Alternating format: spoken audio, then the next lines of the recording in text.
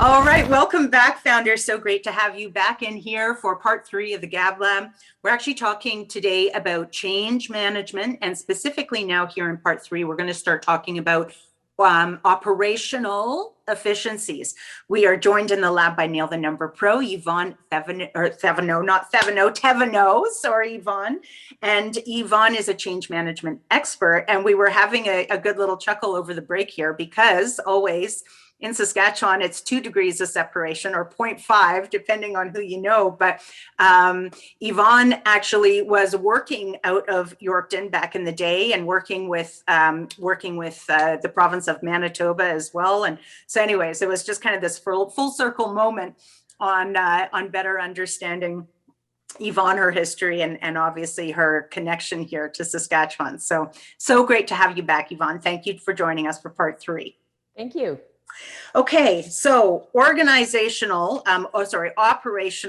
efficiency. And I have to say, I kind of chuckle at this one because I think even outside of COVID, the term bootstrapping always comes up. I find when I'm talking to a lot of founders, also this conversation or this notion of, well, I'm wearing 5,000 hats, right? I'm the janitor, the chef, I do it all, the delivery person. So I think there's a lot of value that you can share with us here in this segment, regardless of being in the middle of a pandemic, because there's some best practices I think we can start to take into our business outside of COVID. So where should we start when we start talking about operational efficiencies? I think I'd like to start with binder twine and baling wire. Oh, I love it. Oh, and duct tape. Can't forget duct tape. I love it. Okay, where do we go with those tools? Those sound like we need them in every toolkit. So one of the realities of COVID has been organizations, founders, businesses were forced into different ways of working. And what that usually meant was a little bit of, shine on the front, lipstick on the pig, and a whole bunch of gerbils running in the background.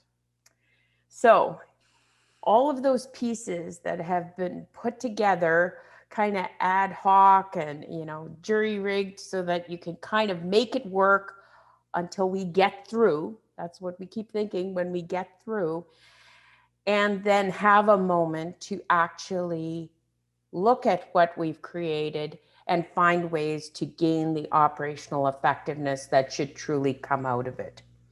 So what do I mean by that? So an example, because we've been talking a little bit about the digital changes that have been adopted by businesses to be able to reach their clients, interact with their clients. Often that meant shining up a website, creating a point of sale, perhaps creating a callback mechanism, maybe even a robo-advisor, and finding ways to create that client engagement that would have normally come from stopping by the store or being able to phone and know someone was in the store and could walk to the shelf and see if they had that particular part or piece, and now have had to find different ways of doing it. So when organizations are forced into change in an unanticipated and accelerated fashion, often they focus on the client. Okay, so how do we make sure that if the client is calling for a part for the combine, that they get the part? The number one job is get them the part in a timely way. So everything else in behind that rallies up to make that happen, the founder gets the part as far as Verdun, and the guy picks it up in Verdun and then takes it the rest of the way to the farm. And so those are the things that can happen when we're forced into change in an unanticipated way. When you have a moment then to collect your thoughts, take a look at your business, assess the cost model of things you've implemented, you realize, okay, that's not viable, that's not sustainable, and it's certainly not scalable. So what would need to be true to take all of this rich learning, this rich change that we've adopted and addressed, and yet execute it now in a more cost-effective way and really get the margin out of it that enhanced client experience should be delivering. And that's where the change understanding, current state analysis, future state vision, and then determining what's needed to bring those pieces together actually starts to come into fruition. I love that. I think so. What I'm picking up from that is everything we've been talking about is actually quite reactionary. And now, under this operational efficiency, this is where you take that time to kind of step back and now understand that idea of the shine and the lipstick on the pig. And now, how do we really create the efficiencies on the back end to continue to either deliver it in the way that they have been, or to create more effectiveness or efficiency in that delivery model? And to your point, impact on margin. Yes. And so all of this, of course, is about enhancing the bottom line. And a lot of the past year has been about protecting the bottom line. Surviving. Yeah. Survival, right? Yep. Like trying to make sure that we're adopting and addressing the most immediate needs in the most responsive way, taking advantage, truthfully, in a number of markets, of more softened government regulation to enable pieces that might not have been done that way in past, and so are being accepted now or being allowed now because of a more relaxed standard. And then either finding a way to protect that and ensure that stays the standard, or being prepared for if the standard is ratcheted back to what was a more typical thing. And what I'm thinking about is aspects of client interaction that might have been felt like it was not within the privacy standards that maybe the government would ideally have targeted. And so founders have jumped into them because the government's like, well, you need to adopt your digital delivery, and so we'll let that go for now. And then being ready that if that standard does come back closer to where it was, that you're prepared from an operational perspective to put those components in place. What I think is so powerful about COVID is that it has really forced business owners to do what they should have been doing all along, right? It's been a catalyst to really understanding efficiencies. And to your point of, yes, we were just looking to survive through COVID. It kind of like, hit us, took us by storm. But again, what I'm loving, where I think the opportunity lies in COVID, is that the catalyst now is about, now we actually have to take this kind of proactive approach to building our business and that bottom line, because we don't know what's happening with COVID now, right? We might be in this another 3 months, 6 months, a year.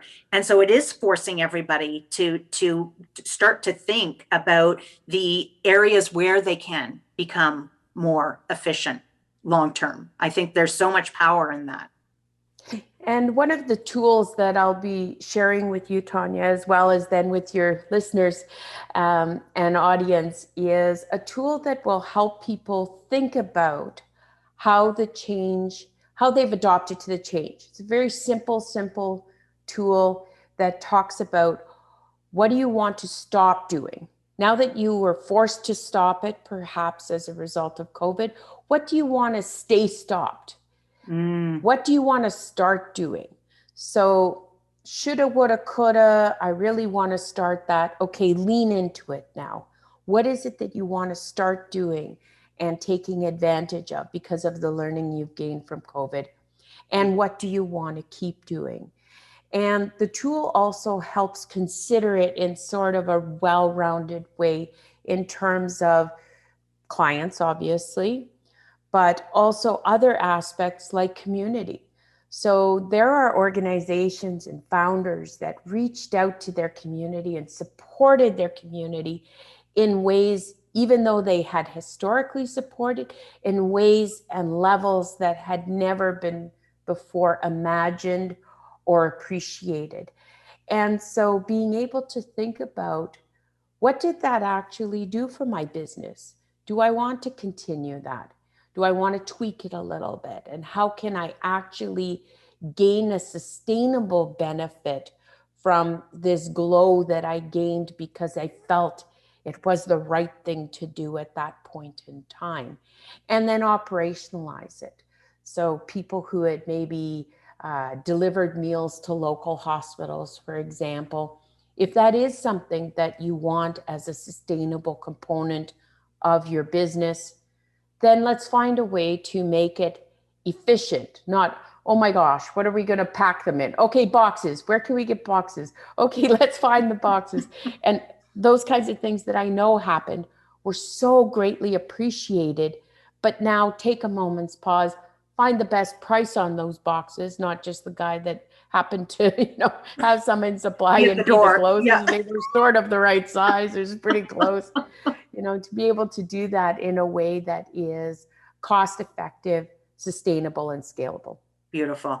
And it just kind of reminds me again of that polish, right? Put the polish on it now, put the finesse on it now, create the efficiencies with it there.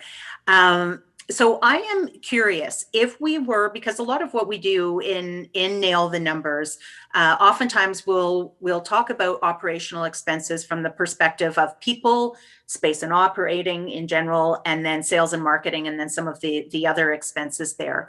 Are you seeing any, I don't want to say best practices, but when it comes to those segments, are you seeing business owners adopt new efficiencies in the area of team and personnel, space and operating, sales and marketing, or are those two narrowed down? Well, I think we talked quite a bit actually about the sales and marketing through Yes. some of the digital delivery components. We'll spend a moment on the plant, though, the physical footprint, Okay. the premises and office. And one of the learning that industry have had, I think just society has had, is how effective people can be from their own homes. And one of the things that I've frequently thought about, when you grow up in a farming environment and you live and work in the same space all the time, it's normal, right? It's normal to wake up extra early to get that piece of work done, because now you can take the 2 hours in the afternoon to go to the school to watch Sally and her play, and then you pick up work when you get back. And so that combination of work and home that is inherent in an agricultural based economy has been new learning in a lot of other industries. And so what that means is that don't let that go. I mean, if you're thinking about how to handle your expansion, and the normal route is, buy a bigger boat, there may be other options. And one of those options can be giving people the opportunity to work from home and embracing it as part of how the business is run. And whether the founder themselves prefers just having those people around, actually understanding that for some people, balancing family, or maybe their inherent work style or the nature of their work is more conducive to actually having kind of a space where they can think fairly autonomously and act fairly autonomously, is actually considering whether that is a way of having an extended footprint, because actually now you've got space in a bunch of people's homes on a part-time basis. So that's one aspect that I think is really going to require thought. Yes. Helping ensure that as founders, not bringing your own kind of, but I like to talk to people Yes. in the morning and have my coffee and, Yeah. see what's happening, and finding ways to embrace the best of that, but also consider the hardcore benefit of potentially requiring a smaller footprint. Yeah. So, yeah, so powerful. And I think, you said this earlier on about fulfillment. Fulfillment is number one, making sure, I mean, this is how we stay in business, right? Is being able to deliver products and services to our market. So taking it from that perspective of understanding what is it going to actually take to make sure that this product or service can actually be delivered while enhancing the customer experience.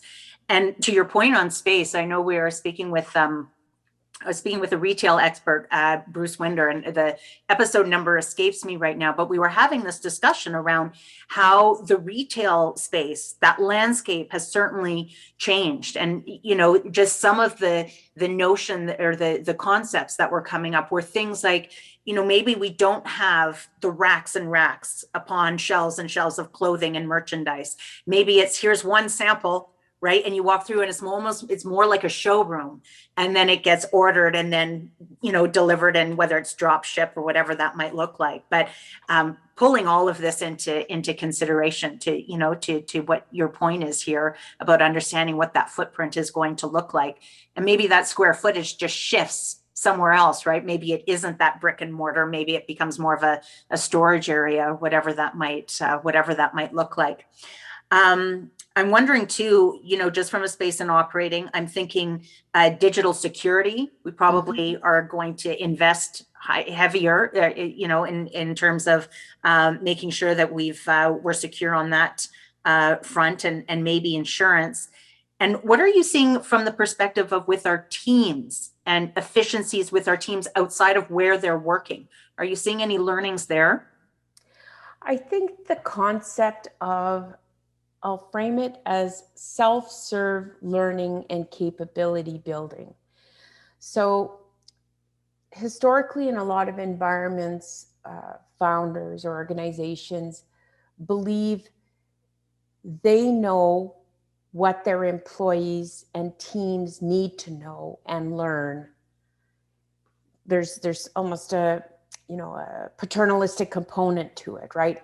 No, let me tell you what you need to know.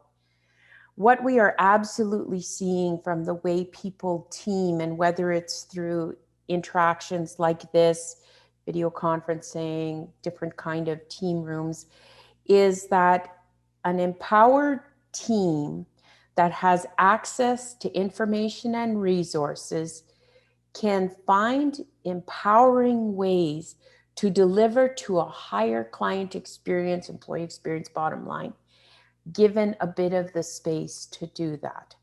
And so I think about things like, how will we get paid?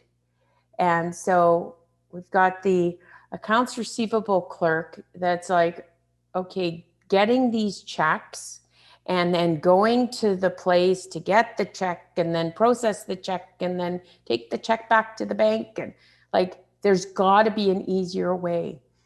And people just going online and saying, what is that better way? Because in today's day and age, when I can send an electronic money transfer in 10 seconds, why is my founder still using checks? That's one example.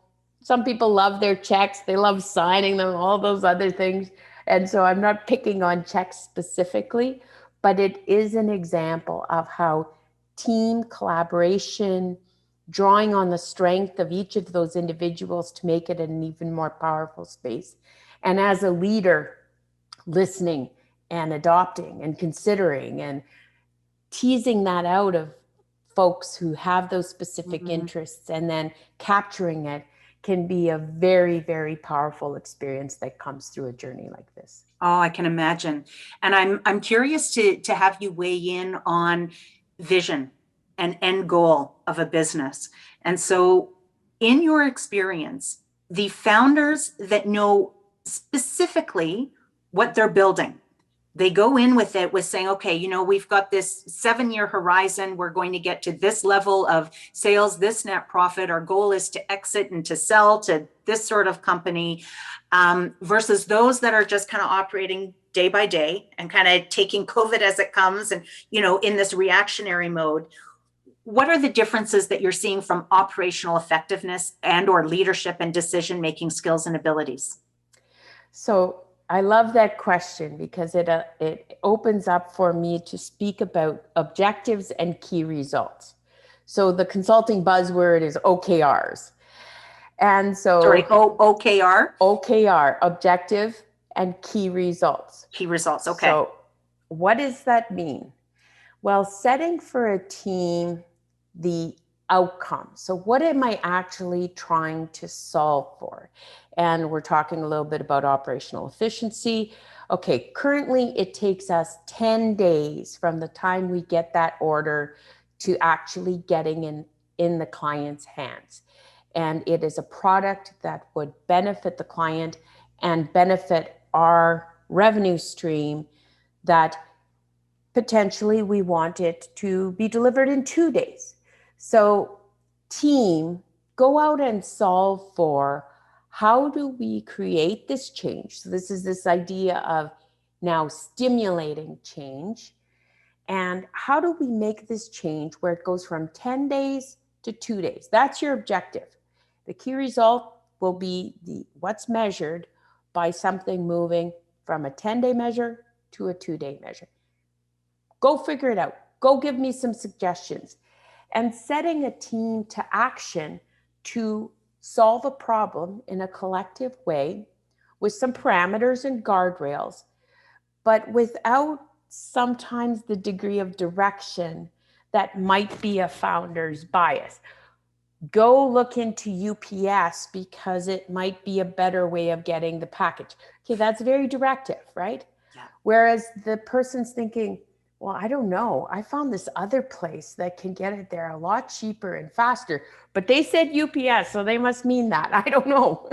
And so finding ways to enable your team by setting clear objectives, aligned with the vision, and then looking at those outcomes that take you towards it and using that as your parameters and definitions of success.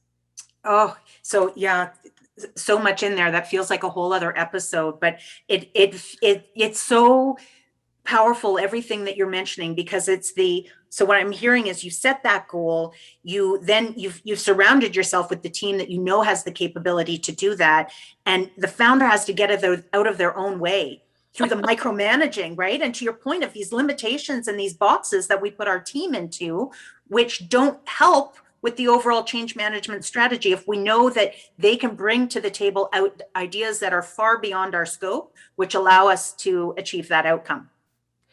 And this is where I get it. Like founders is, how's it going? How's it going? How's it going? And so find a way to keep your ear to that ground. And there's a lot of collaboration sites, that people are using these days. Yeah. All sorts of them.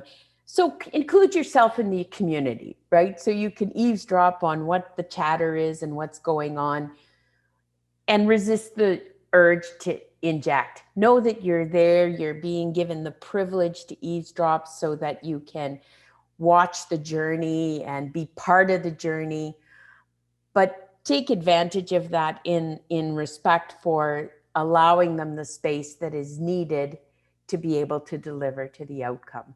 And part of that journey is of course, regular communication and regular checkpoints.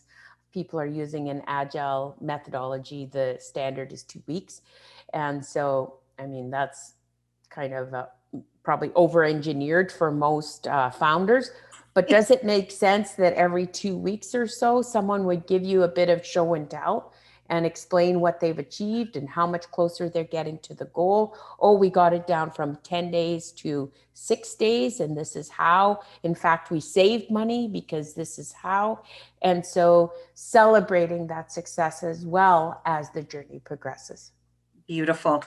So again, then just to recap, I'm hearing, knowing the goal, it always helps you to achieve the goal, right? So instead of just kind of staying in the weeds and taking this, I'll take it a day as it comes, understanding what that end objective is with the business. And in my experience, and I do work with a lot of small business owners, but I would say I'm in all of my years of presenting, and that's over 20 years, there's only been 2 founders that knew exactly what they were building. when I ask the question, what are you building? What are you building and when are you getting out? How are you exiting? At what price, right? So it makes a huge, huge difference. And the other thing that was, as you were talking about the team, the leader eludes me right now. I don't know if it was Richard Branson or somebody else who talked about, I surround myself with people who are smarter than I am. Yeah. Right. And so to your point of making sure at the very beginning of actually hiring people, know who you're hiring, right? Hire the right people that are smarter, that are brighter than you, that can actually get you to that end goal, and let them go, to your point, right? Don't micromanage them. I heard this great quote once. It said, if you have two senior leaders that agree on everything, you have one senior leader too many.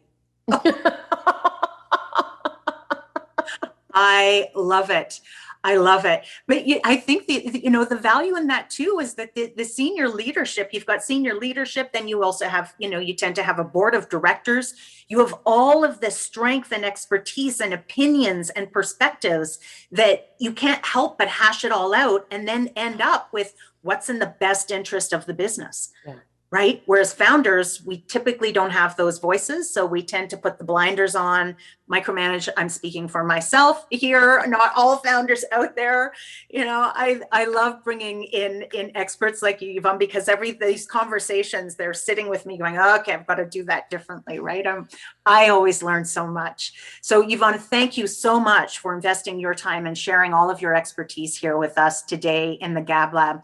There are so many golden nuggets, I like to call them, and we're going to put them all in the show notes down below. We'll be able to extract those. Pretty up the pig. There was a founder I worked with decades ago that would always say, you could pretty up the pig, but you still can't take her to market. It was just, anyways, that was all coming back. Rick, if you're watching this, you'll know exactly what's happening there. And Yvonne, you are taking new clients on, correct? So if there's founders out there that want to know more about change management, are interested in having an accountability coach, a change management coach that can kind of walk them through this process, be able to understand how to become adaptive to the situation now and also plan for future change, you're available, right? I'll put your contact information. Yeah, absolutely. But I will give the new boot warning, which is, when you put on some of these new skills and give someone an opportunity to challenge you on the way that you've always done things, it's going to feel a little bit like that new pair of boots for the first couple of days. So beautiful. So, that's a reality. That's how you know that you're thinking differently, that you're approaching your business differently. And so embrace that new boot feeling as well. So important, right? It's that discomfort. When we're doing something that's uncomfortable, we know that we're growing. So get uncomfortable, reach out to Yvonne. Yvonne, again, thank you for your time today. Thank you, Community Future Sunrise, for championing this episode. So much important information in this conversation that business owners can apply to their business today and in the future. As you mentioned, Yvonne, every quarter, the very least, start sitting down and understanding what impacts have been made to your business and what you need to do going forward. All right, I'm going to leave it there. Thank you for catching this episode of the Gab Lab. We will see you in the Gab Lab next time. Bye for now, founders.